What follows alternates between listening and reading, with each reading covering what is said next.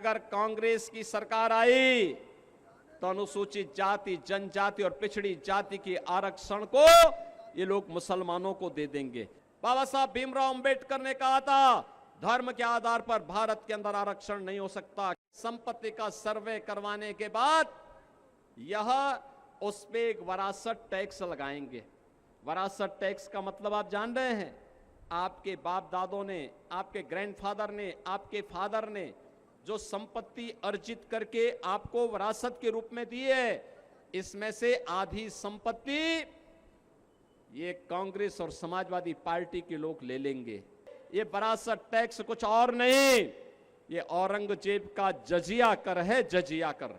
एक तरफ गरीब कल्याण का कार्य करने वाली मोदी सरकार देश के विकास को दुनिया के सामने, भारत को आत्मनिर्भर और विकसित भारत के आधारशिला रखने के लिए बड़े बड़े इंफ्रास्ट्रक्चर के कार्य देश के अंदर हो रहे हैं, और दूसरी तरफ राम का विरोध करके, रामद्रोही वे लोग हैं जो भारत का विरोध करते हैं, भारत में जातिवादी और परिवारवादी राजनीति करते हैं। पहले जाति के नाम पर आपको लड़ाएंगे, फिर आपके हिस्से का बंदर बांट करवाने का काम करेंगे। यही तो काम किया था इन्होंने, यही तो काम कर रहे हैं, यही तो इनके कारनामे हैं। आज मैनिफेस्टो पढ़िए कांग्रेस और समाजवादी पार्टी का। ये मैनिफेस्टो इंडी गठबंधन क्या क्या बताता है, ये मैनिफेस्टो बताता है। इन्होंने कहा है कि अगर कांग्रेस की सरकार आई तो अनुसूचित जाति, जनजाति और पिछड़ी जाति के आरक्षण को ये लोग मुसलमानों को दे देंगे। क्या आप इसको स्वीकार करेंगे क्या? अरे तो बाबा साहब भीमराव अंबेडकर का अपमान है, भारत की मूल भावनाओं का अपमान है। बाबा साहब भीमराव अंबेडकर ने कहा था धर्म के आधार पर भारत के अंदर आरक्षण नहीं हो सकता, क्योंकि यही आधार देश के विभाजन का कारण बना था। और दूसरा, ये लोग क्या करना चाहते हैं, इनसे पूछा जाता है क्या करेंगे, तो बहनों और भाइयों ये कहते हैं एक झटके में, क्या कहते हैं, कहते हैं कि जैसे ही सत्ता में आए तो गरीबी हटा देंगे। कैसे हटाएंगे? कहते हैं एक झटके में हटाएंगे। कहा एक झटका कैसा? कहा साहब हम लोग ये करेंगे कि सभी लोगों की संपत्ति का सर्वे करवाएंगे, और संपत्ति का सर्वे करवाने के बाद इनके द्वारा कहा जाता है कि संपत्ति का सर्वे करवाने के बाद यह उस पे एक वरासत टैक्स लगाएंगे। वरासत टैक्स का मतलब आप जान रहे हैं, आपके बाप दादों ने, आपके ग्रैंडफादर ने, आपके फादर ने जो संपत्ति अर्जित करके आपको विरासत के रूप में दी है, इसमें से आधी संपत्ति ये कांग्रेस और समाजवादी पार्टी के लोग ले लेंगे। फिर ये पाकिस्तान, बांग्लादेशी घुसपैठियों को, रोहिंग्या को बांटने का काम कर देंगे इसी संपत्ति को।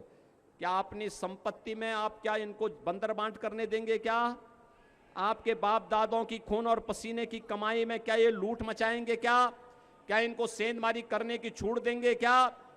और दूसरा बहनों और भाइयों, मैं इसीलिए कहता हूं कि कांग्रेस और समाजवादी पार्टी के अंदर उनका घोषणा जो कहती है, वो ये कहती है कि हम वरासत टैक्स लगाएंगे।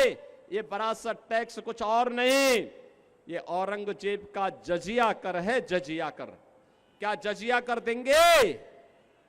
अरे स्वतंत्र भारत है, जजिया कर औरंगजेब ने लगाया था। औरंगजेब मुगलों का सबसे क्रूर बादशाह था। औरंगजेब ने अपने भाई की हत्या की।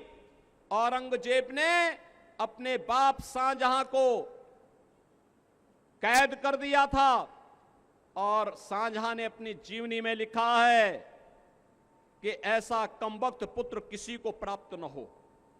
उसने कोसा है, उसने कहा औरंगजेब के बारे में शाहजहां ने लिखा है कि इससे ऐसा कमबख्त पुत्र किसी को पैदा न हो।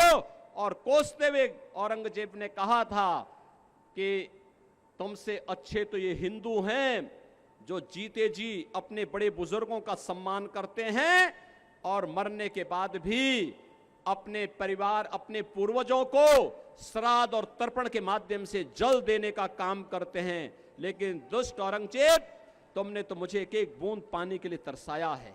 बहनों और भाइयों, ये जजिया कर जो था औरंगजेब का, ये हिंदुओं पर लागू होता था। वो कहता था हिंदुओं को कि तुम या तो मुसलमान बन जाओ और नहीं तो तुम्हें जजिया कर देना होगा। बहनों और भाइयों, हमें कांग्रेस और समाजवादी पार्टी के इस गठबंधन के माध्यम से जो औरंगजेब की आत्मा आज घुस रही है, इसको पूरी तरह बेनकाब करना होगा। और इसीलिए हम लोग आए हैं आपके पास। ये जौनपुर संसदीय सीट पर भारतीय जनता पार्टी ने यहां से श्री कृपा शंकर सिंह जी को अपना प्रत्याशी बनाकर के आपके बीच उतारा है। कृपा शंकर जी चुनाव जीत के जाएंगे, जाएंगे? मुगरा बादशाह की आवाज में बोलो, जाएंगे, जाएंगे?